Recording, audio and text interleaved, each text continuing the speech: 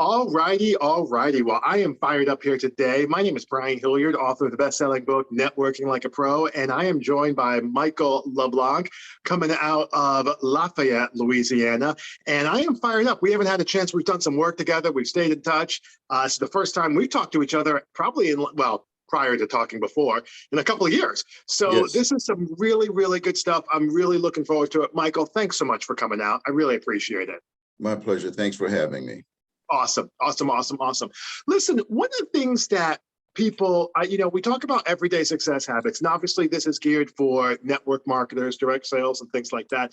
I try to bring people in who are outside of the industry as well. I think sometimes what happens is we can get so focused on, do this, do this, do this, do this, that you don't get that outside perspective of what it is people are doing. So you are coming in from a perspective, from a business that's not in network marketing, which is great. And I think this is going to be a good opportunity for us to get some lessons learned from your business, what you're doing, and how you're being successful. So with that said, tell maybe about 30 seconds to a minute, give people a feel for who you are, what kind of business you're in, just a little bit of a backstory so we can just get a feel, the listeners, for where you're coming from, if you don't mind. Well, yes, great morning, everyone. Michael LeBlanc, Lafayette, Louisiana. I'm the president of White Glove Interior Care, which is a premier cleaning consulting firm where we improve living and working environments. And we do that through our core values, which is integrity, attention to detail, honesty, and I got to get them right, and excellence. I'm sorry. That's And okay. because we're kind of rebranding and revamping, and so it's those areas that we work on. And I base everything and really manage everything by our mission to be your premier cleaning consultants, improving living and work environments. So that's where I've changed and making a difference for the best of everything, because I mean, of course, this is a vehicle that we're using to help and empower others, make a difference for our clients, make a difference for the community, and just be the best that we can be. And that's one of the things I like about you in general, because, I was jotting some of these things down: integrity, being able to be the best you can be. These are thoughts that really, from a network marketing standpoint, if they don't, should be able to be embodied in everyone listening to this in terms of their business and where they're trying to go. I know it's definitely something that I try to do on a consistent basis, which is probably why we spend, a little bit of time together and get along. So you're coming from this place of integrity and things like that. Let's talk about walking that out in your business, because you hear a lot of people talk about integrity. You hear a lot of people say that they want to be authentic. In your business, how do you actually walk that out? Is it maybe in dealing with the clients? Maybe just tell us how you actually walk that out, please. Well, one, we start by being selective on who we bring on board and who we want to serve. We're working and serving a niche market, and that is the medical community, the legal community, and now we're starting to work with small universities on the custodial side. Okay. And then we work with a unique group of designers where we have a specialty product designed for them, designers and architect. And I use that, and I use the integrity. So, I mean, that tells a lot about a person. There's a true definition of integrity, though. When you apply that and you use it, and I mean, integrity, that's along with character and just attention to detail. For what we do, we have to pay attention to detail. And I share that with my teams and my staff. I mean, we do that to make sure that everybody's on board. And then the excellence, I mean, it's not ordinary, extraordinary, that leads us to excellence, and that we have to do what others don't do. And we manage by that, we live by that. So it takes it through the point of, it's nothing personal, it's strictly business. And to honor those core values is one of the key things. And of course, we're getting better with it. And of course, you got to get the buy-in. And that's the key thing. And to have that desire to be better and to want to be and to honor that. It takes a willpower and the want to do that. That's a great point, because I think a lot of times we talk about integrity, the dictionary, I don't know if it's a dictionary definition, but one of the excuse me, definitions I've heard in the past is integrity is what you do when no one's looking. And that's also about character. That's why I love the point that you brought both of those up. And I think in a network marketing business, people are able to see, and just like in your business, they're able to see character. I think sometimes people think that you can kind of fake it and you can, kind of do this. And as being a business person, I'm sure you would agree with this.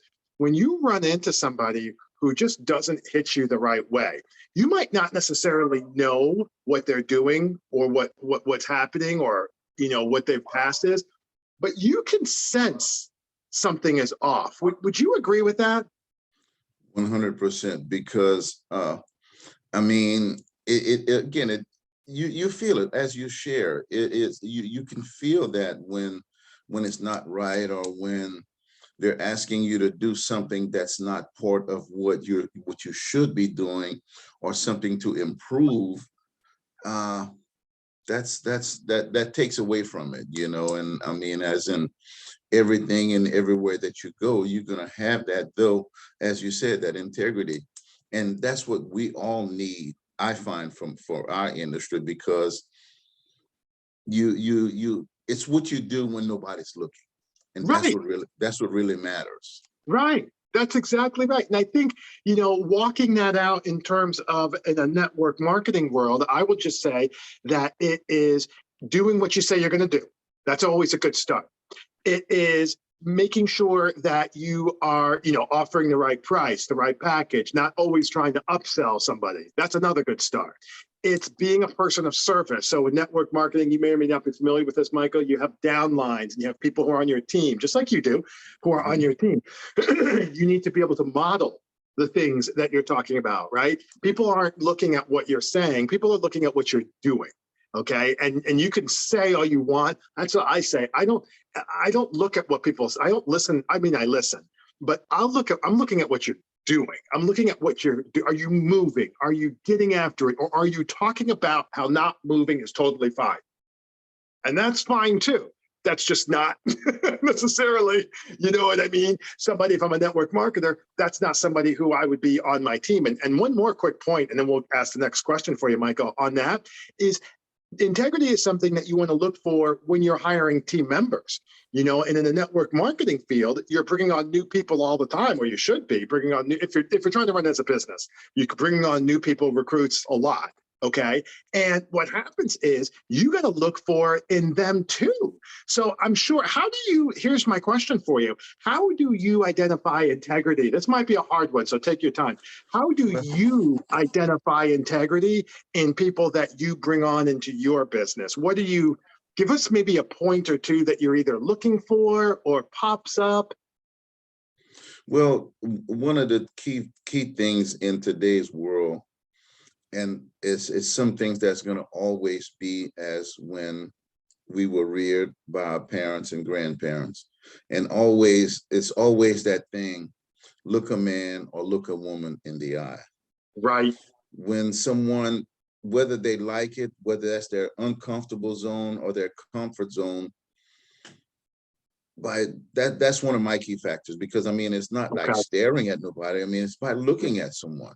Right. And by looking at someone and feeling and listening to them talk when they're trying to impress you.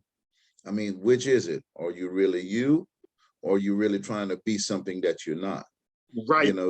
It goes to that thing, you can talk it, though, are you able to walk it? And Right. again, it just goes back to the basic principles of life.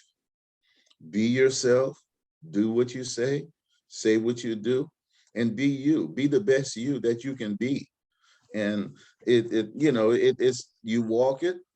Hey, then you've got that integrity, because behind your back, that's what you're gonna do. And Yeah. that's kind of not just from an observation standpoint. That's how I kind of talk No, to I someone. love that. Yeah. I think that's great, because what happens is you are getting to a point where the people themselves, you're able to, like I said, I just look at what they do. For me, I look at what they do. I like your point. I listen to what they say. I'll add another point, if you don't mind me saying. I listen to what they don't say. I will also, again, I found, and then like I said, we'll move on. I found that if you're really looking for a top level, in your case, employee, in our case, a recruit, you look at what they say, and if you find any what I call wobbly answers, and I don't mean wobbly in the sense of right or wrong or not perfect. I mean like in the sense of can't seem to answer a straightforward question in a straightforward manner. Like if I ask you a question that's like, hey, listen, Michael, you might be like, hey, listen, tell me an area that you're working on. You don't have, this is not the question, but like if I say, hey, listen, tell me an area that you're working on in your business, what is it that you're doing? And you kind of get this kind of, and then you still don't know what the person said. You got to ask it again. Or here's another thing that I look for, and this might be, something as well, is I really don't spend a lot of time with people who can't seem to let me know an area of growth that they're working on.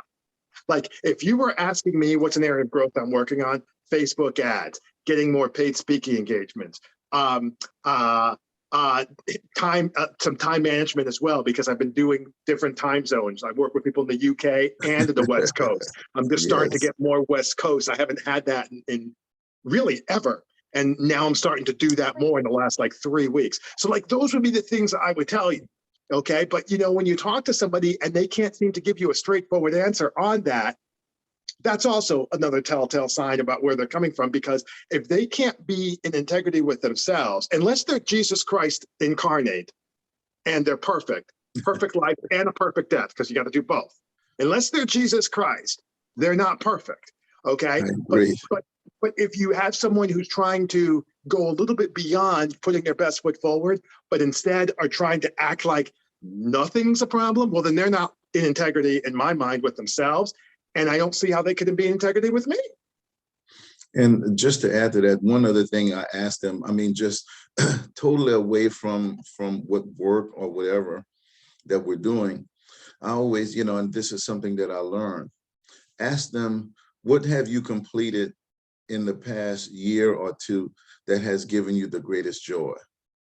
Oh, now we're getting somewhere, Michael. That's a really good question. And believe you me, Brian, I have gotten people that have just stumbled. I don't know.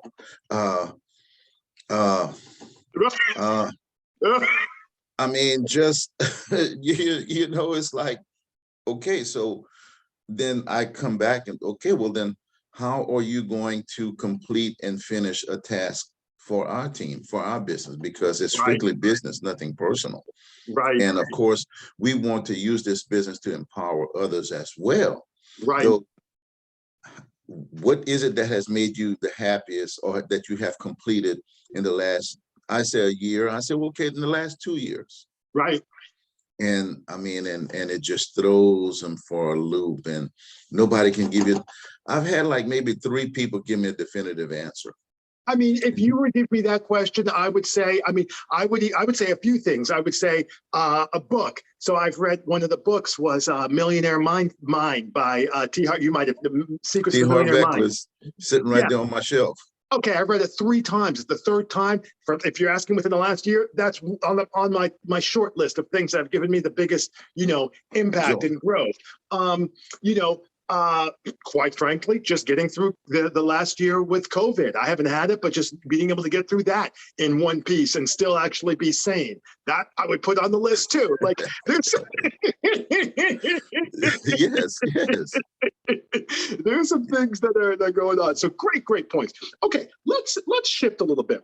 One of the things that I wanted to talk with you about is the idea of goals. Okay, I think a lot of people have different goals that they're working on. Excuse me. A lot of people have different goals that they're working on in their business. Maybe you can share a little bit about what you're doing goal-wise in your business and how you've been trying to maybe meet that. Because the reason I bring that up is because a lot of network marketers, they either don't have a goal, they don't know how to reach the goal, they've stymied and stalled with that goal. Talk to us about a goal or two that you feel comfortable in sharing, and then let's go down that road a little bit about how you're able to kind of take it a bite at a time, if you don't mind, please. Well, yeah, well, one for for my business, and of course, when when you become exhausted with the way things have been going, the way things have been doing, you really have to change. I mean, this is kind of twofold. You really have to change the mindset to get to where you're going. And first, you have to do you've got to go to this. Okay. Good old pencil and paper. Should you using technology? Me, I'm just a pencil and paper guy. I still use technology. Okay. So you have to put it down on paper where you could have an eye to paper, take it out of your mind. And like Zig said, you have meaningful specifics versus wandering generalities. I love that. When you're wandering, I mean, you're just circling and circling. That's exactly right. I go down and I'm being definitive and go through the process. What reason you want the goal? What will the goal do for you? Okay. How will you accomplish this goal? Who all's involved? And a date. And it took me a long time to go through those processes now to get to where I am. And like one of my goals now is to have my business systemized. That's right. And so I've went through a couple of processes, a couple of business management processes, and I have finally come down to one. And and we've got to keep it, again, as another one of the coaches says, you got to keep it simple. The simpler you make it, the further you can take it. Right. And it's so, and it's like, wow, keep it simple. Keep it simple. And just go through those thought questions. The old thing was the SMART acronyms. Yeah. And so I had to, okay, what's easiest for us to systemize, to put all of it? It's a work in progress. I understand. It's an overnight thing. And I understand. You have to work on it daily. It's a daily, working an hour a day and blocking that time, because again, having the right processes and learning from the right people. I mean, learn from people that has done it. That's just follow the process. Should somebody tell you what to do? Should someone take the time to share with how they're doing things? Listen. That's exactly right. It works. You made the point about simplification, and I think that is an absolute thing, because I used to be, and some of the listeners, or maybe if you've heard me speak, if you're listening before, I used to be a overcomplicated guy. If left to my own devices, I'll still do that. It's a little bit like leaving like jelly beans scattered throughout the house. Like if you leave me unsupervised throughout the house and you have bowls of jelly beans, they might not be there when you come back. But if left to my own devices, I would be like that. And what I had to learn, and I'll tell you the breakthrough, I call it my road to Damascus moment on that simplification point. I was in Houston. It might have been because we met when we were in Louisiana. And did we actually meet in Houston? Did we meet in Houston? It was in Houston. I thought, okay. I just thought that. Okay. So we met because that was when like Katrina, or like when there was a hurricane and people were coming over. We're going way back, I know, for the listeners. But anyway, the point, we met in Houston. And I was in Houston and I was golfing with a client of mine, mortgage guy. And I said to him, we were on the course. I was driving, or he was driving. I said, I forgot the guy's name. I said, if I could live my life more like I play a round of golf, I think I would actually be better off. And he says, well, what do you mean by that? I said, well, because when I'm playing golf, I'm focused, but relaxed. So for some of you non-golfers or golfers, maybe you'll realize this.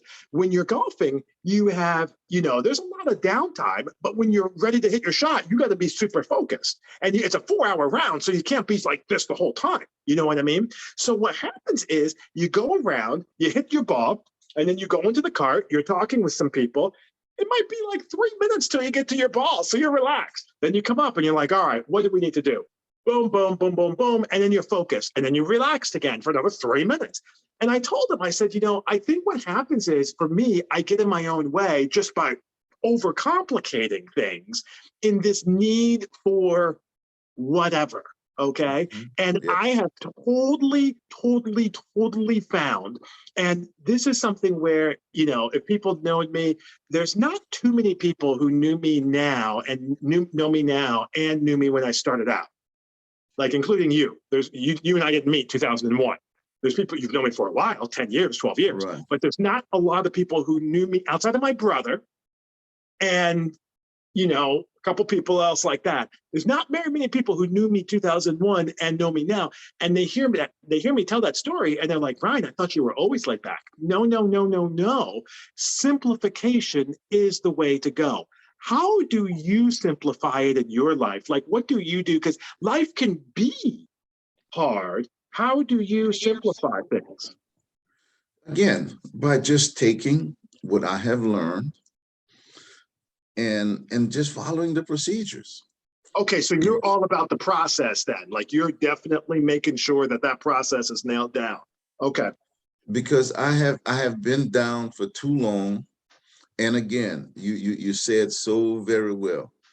Overcomplicated. When you overcomplicate it, you don't get nothing done. For Just no take your reason. time. Listen, it's already done. Right. There's no need to reinvent it. Right. And this has finally set in me in the last couple of years. And then Right. you see so many other people doing it. They're doing it. They're doing it. What's Right. wrong with me? I Right. mean, it's handed to me. It's given to me. Right. Telling you how and what to do. And Right. just follow the process, and that's what I'm working on my business Okay. as well, to just keep the process simple. And Right. and for us in the business is to have the org chart, kind of like with you with your downline, or Right. and Right. working your way up and upline. There's a process to do. Right. Follow these processes and procedures, Right. and it's going to be okay. So it's basically Okay. it's basically you don't have to think about nothing other than what you would like to have. Right. I Right. mean, and again, the overcomplication it can be detrimental. You will not accomplish anything.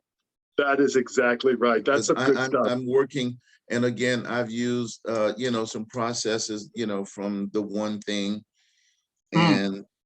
and just I don't have it right at me.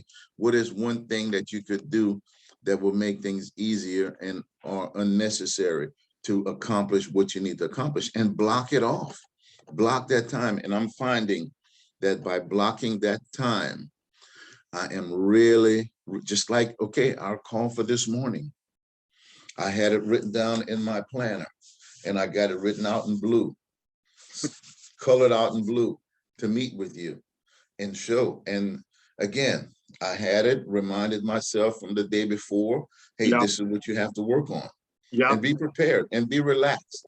So, and Right. not be wondering, oh, what is Brian gonna talk? No, just to be relaxed. And Right. here I am. And so that's one of the key things that I am using to reach my goals. And trust me, one of my goals is to have my business systemized, turnkey, in 3 years. Right. Wishfully, I can do it sooner. And along that process, you have finances, you have hiring, and you've got operations, you've got sales and marketing. So putting all of those processes, and the big part about it is your people will help you do that because they want to be part of something that they help build and grow.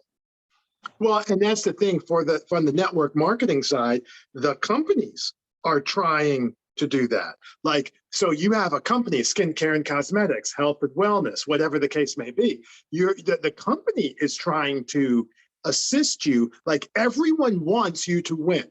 The people who hired you in, your upline, they want you to win. Your family, they want you to win, generally speaking, unless you have an uncooperative spouse, which is a little bit like a hostile witness. That's a whole nother story.